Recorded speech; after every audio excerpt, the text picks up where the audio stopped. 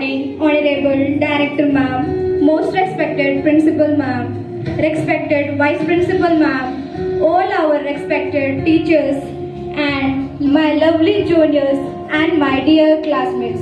We are the students of Basic BSc Nursing 4th year. We are going to present a role play on biography of the Lady with the Lamp, Florence Nightingale.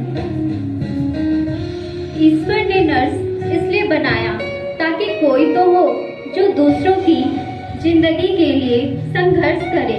ईश्वर ने कहा कोई ऐसा चाहिए जिसका दिल सेवा से भरा हो, जो रोज 24 घंटे काम करने के लिए खुशी से तैयार रहे। कोई ऐसा जो दूसरों की भलाई के लिए अपना जीवन समर्पित कर सके। ईश्वर ने कहा मुझको कोई ऐसा चाहिए जो जीवन और मृत्यु देख सके, जो रक्त से ना डरे, जो त्याग के लिए हमेशा तैयार रहे, जिसमें जीवन और मृत्यु दोनों देखने की साहस हो। इन्हीं मुश्किलों के बीच 12 मई 1820 को फ्लोरेंस नाइटिंगेल का जन्म इटली के फ्लोरेंस शहर में होता है। उनका परिवार काफी समृद्ध हुआ करता था और उनकी माता की ख्वाहिश थी कि वो एक प्रभावित महिला बने।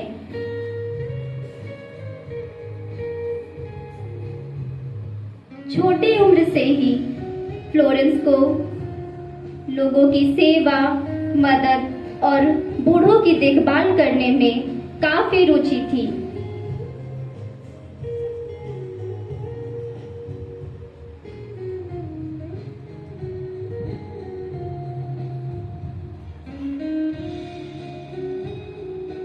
एक दिन उन्होंने अपने माता पिता के समक्ष ये जाहिर किया कि वे नर्स के जीवन व्यतीत करना चाहती है और लोगों की सेवा करना चाहती है। लेकिन उस समय एक महिला के लिए एक नर्स बनना आसान नहीं था, इसलिए उनके माता पिता ऐसे करने से साफ इनकार कर दिए। बहुत मुश्किलों के बाद आखिरकार फ्लोरेंस ने अपने माता पिता को मना ही लिया।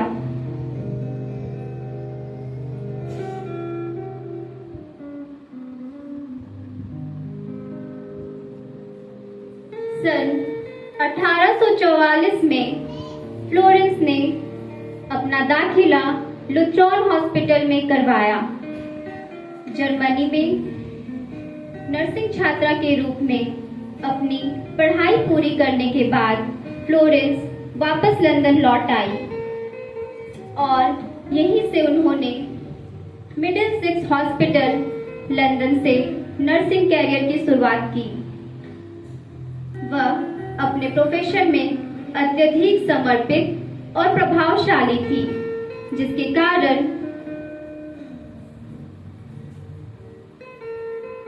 उन्हें 1 वर्ष के अंतराल में सुपरिटेंडेंट के पद पर प्रमोट कर दिया गया।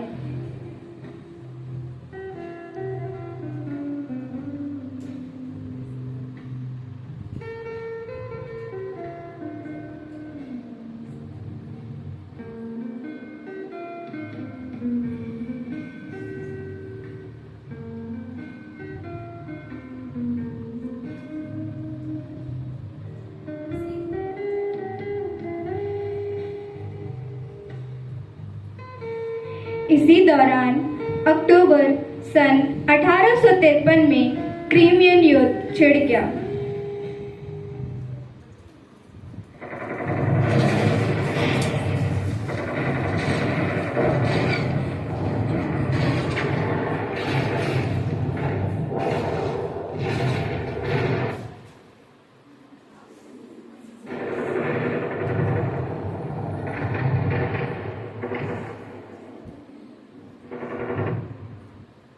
जिससे बड़े पैमाने पर सैनिक हताहत और घायल हो गए।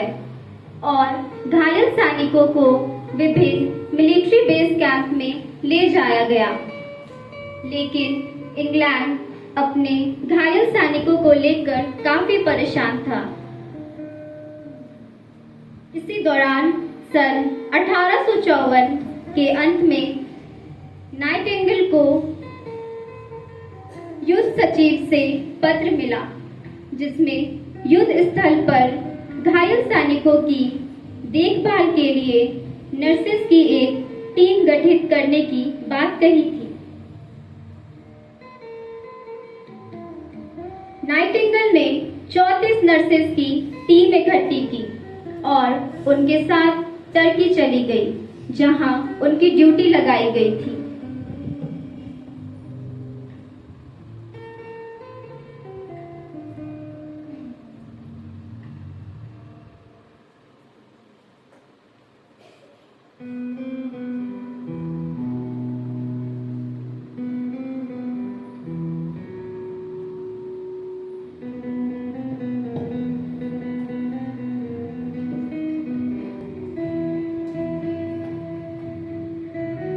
उनके प्रयासों, ज्ञान और समझदारी से सैनिकों की मौत की संख्या में 2/3 से गिरावट आने लगी।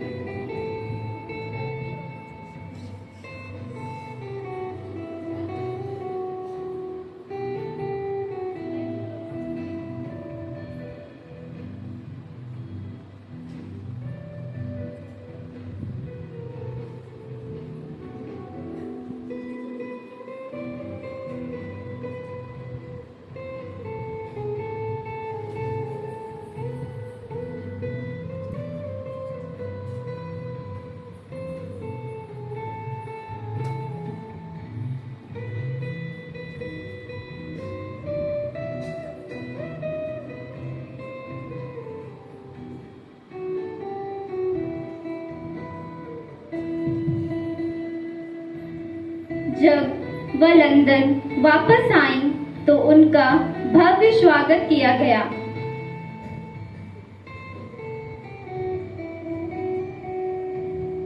और रानी ने उन्हें एक उत्कृष्ट ब्रोच भेंट करते हुए उनके काम को पुरस्कृत किया, जिसके बाद में नाइटिंगेल ज्वेल कहा गया। इसी के साथ उन्हें 2,50,000 की नकद राशि भी मिली, जिसका उपयोग उन्होंने आगे के स्वस्थ कार्यों में करने का निर्णय लिया।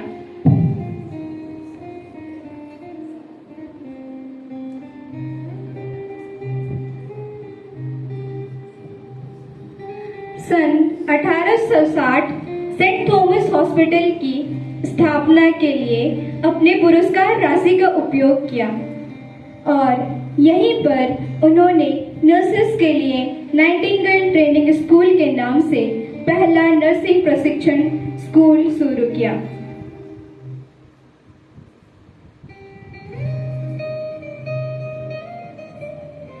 इसके बाद नाइटिंगेल सार्वजनिक प्रशंसा की पात्र बन गई। युवाएं और महिलाएं उनके जैसे बनने की ख्वाहिश रखने लगीं और उच्च वर्ग के लोग भी ट्रेनिंग स्कूलों में दाखिला लेने लगे। नाइटिंगेल की बदौलत नर्सिंग को उच्च वर्ग द्वारा तिरस्कृत नहीं किया गया, बल्कि इसे सम्मानजनक पेशे के रूप में देखा जाने लगा। और इस तरह फ्लोरेंस नाइटिंगेल को the lady with the lamp के नाम से जाना गया। निकली थी एक चिराग लेकर चिराग बन जाऊंगी सोचा ना था।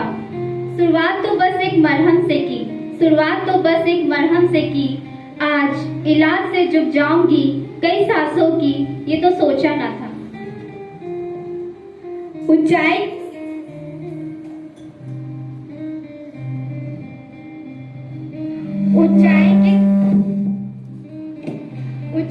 सिकवे पर पहुंची हूँ आज, ऊंचाई की सिकवे पर पहुंची हूँ आज। हर जगह मेरी परछाई है। अब वक्त बदला है और यहाँ हर किसी को मेरी जरूरत समझ आई है।